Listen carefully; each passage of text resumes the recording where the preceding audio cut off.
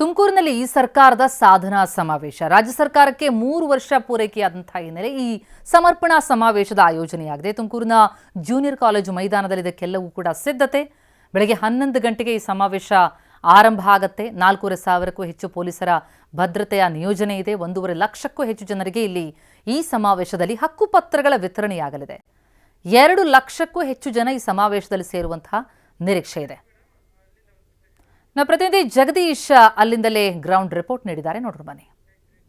ರಾಜ್ಯ ಕಾಂಗ್ರೆಸ್ ಸರ್ಕಾರ 3 ವರ್ಷ ಪೂರೈಸಿದ ಹಿನ್ನೆಲೆಯಲ್ಲಿ ಇಂದು ಸಾಧನೆಯ ಸಮಾವೇಶವನ್ನು ತುಮಕೂರಿನಲ್ಲಿ ಹಮ್ಮಿಕೊಂಡಿರುವಂಥದ್ದು. ಆ ನಿಟ್ಟಿನಲ್ಲಿ ತುಮಕೂರಿನಲ್ಲಿ ಬೃಹತ್ ವೇದಿಕೆಯ ಸಮಾವೇಶ ಕೂಡ ಈಗ ನಡೀತಾ ಇರುವಂಥದ್ದು. ಸದ್ಯಕ್ಕೆ ನಾನು ಕಾರ್ಯಕ್ರಮ ನಡೆಯುವಂತಹ ಜೂನಿಯರ್ ಕಾಲೇಜು ಮೈದಾನದಲ್ಲಿದ್ದೇನೆ.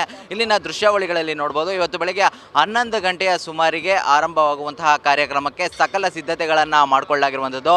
ಲಕ್ಷಾಂತರ ಸಾರ್ವಜನಿಕರು ಇವತ್ತು ಕಾರ್ಯಕ್ರಮಕ್ಕೆ ಆಗಮಿಸುವಂತಹ ನಿಟ್ಟಿನಲ್ಲಿ ಬೇಕಾದಂತಹ ಒಂದು ಆಸನಗಳ ವ್ಯವಸ್ಥೆಯನ್ನು ಕೂಡ ಮಾಡಲಾಗಿರುವಂಥದ್ದು. ನೀವು ನೋಡ್ಬೋದು, ಜೂನಿಯರ್ ಕಾಲೇಜು ಮೈದಾನದ ಸಂಪೂರ್ಣ ಚೇರ್ಗಳ ಹಾಕಿರುವಂಥದ್ದನ್ನು ನೋಡ್ಬೋದು. ಜೊತೆಗೆ ಜರ್ಮನಿ ಟೆಂಟ್ ಕೂಡ ಹಾಕಿರುವಂಥದ್ದು. ಯಾಕಂದರೆ ಮಳೆಯ ಸಂದರ್ಭ ಕೂಡ ಇರುವಂಥದ್ದು. ಹಾಗಾಗಿ ಯಾವುದೇ ರೀತಿಯಾದಂಥ ಕಾರ್ಯಕ್ರಮಕ್ಕೆ ಮಳೆಯ ಅಡೆತಡೆ ಆಗಬಾರ್ದು ಅನ್ನುವಂಥ ನಿಟ್ಟಲ್ಲಿ ಕ್ರಮಗಳನ್ನು ಕೈಗೊಂಡಿರುವಂಥದ್ದು. ಮತ್ತೊಂದು ಕಡೆ ನೀವು ಹೊರಗಡೆ ನೋಡ್ಬೋದು, ಕಟೌಟ್ಗಳನ್ನು ಕೂಡ ಹಾಕಲಾಗಿರುವಂಥದ್ದು. CM DCM ಪರಮೇಶ್ವರ್ ಆಗಿರ್ಬೋದು, ಕೃಷ್ಣ ಬೈರೇಗೌಡರಾಗಿರ್ಬೋದು, ಇನ್ನು ಸೋನಿಯಾ ಗಾಂಧಿ ಆಗಿರ್ಬೋದು, ಭಾರಿ ಕಟೌಟ್ಗಳನ್ನು ಕೂಡ ಹಾಕಿರುವಂಥದ್ದು.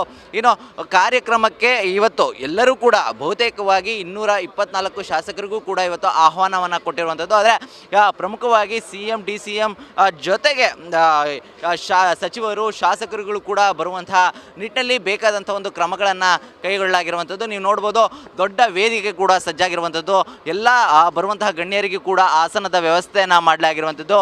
ವಿಶೇಷವಾಗಿ LED ಸ್ಕ್ರೀನ್ಗಳಲ್ಲೂ ನೋಡ್ಬೋದು. 3ನೇ ವರ್ಷದ ಸಾಧನೆಯ ಸೇವೆಯ ಸಮರ್ಪಣೆ ಅನ್ನುವಂಥ ನಿಟ್ಟಿನಲ್ಲಿ ಇವತ್ತು ಕಾರ್ಯಕ್ರಮ ಕೂಡ ನಡೀತಾ ಇರುವಂಥದ್ದು.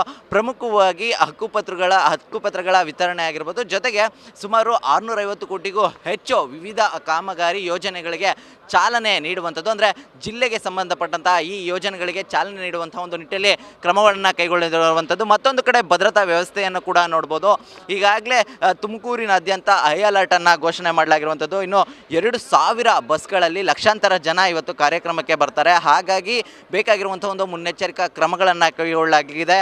ಸುಮಾರು ಪ್ರಮುಖವಾಗಿ 4 SP ಆಗಿರ್ಬೋದು, ಜೊತೆಗೆ 10 ASP, DYSPಗಳು 32 ಜನ ಇದ್ದಾರೆ. ಇದೇ ರೀತಿಯಲ್ಲಿ ಒಟ್ಟಾರೆಯಾಗಿ 4,000ಕ್ಕೂ ಹೆಚ್ಚು ಪೊಲೀಸರನ್ನ ಇವತ್ತು ಭದ್ರತೆಗೆ ನಿಯೋಜನೆ ಮಾಡಲಾಗಿರುವಂಥದ್ದು. ಇನ್ನು ಗಣ್ಯರ ವೇದಿಕೆಗಳ ಬಳಿ ಒಂದಷ್ಟು ಸೂಕ್ಷ್ಮವಾದಂಥ ಒಂದು ಭದ್ರತೆಯನ್ನು ಕೈಗೊಳ್ಳಲಾಗಿರುವಂಥದ್ದು ನೋಡ್ಬೋದು. ಡಾಗ್ ಸ್ಕ್ವಾಡ್ ಕೂಡ ಪ್ರತಿಯೊಂದು ಇಂಚಿಂಚು ಪರಿಶೀಲನೆಯನ್ನು ಮಾಡುವಂತಹ ಪ್ರಕ್ರಿಯೆಯಲ್ಲಿ ಕೂಡ ತೊಡಗಿರುವಂಥದ್ದು. ಹಾಗಾಗಿ ಸಹಜವಾಗಿ ಇವತ್ತು ತುಮಕೂರಿನಲ್ಲಿ ಸಾಕಷ್ಟು ಒಂದು ಟ್ರಾಫಿಕ್ ಜಾಮ್ ಉಂಟಾಗುವಂಥ ಒಂದು ಸಾಧ್ಯತೆಗಳು ಕೂಡ ಇದೆ. ಹಾಗಾಗಿ ಸಾರ್ವಜನಿಕರಿಗೆ ಬದಲಿ ಮಾರ್ಗಗಳನ್ನು ಕೂಡ ಈಗಾಗಲೇ ಸೂಚನೆ ಮಾಡಿರುವಂಥದ್ದು.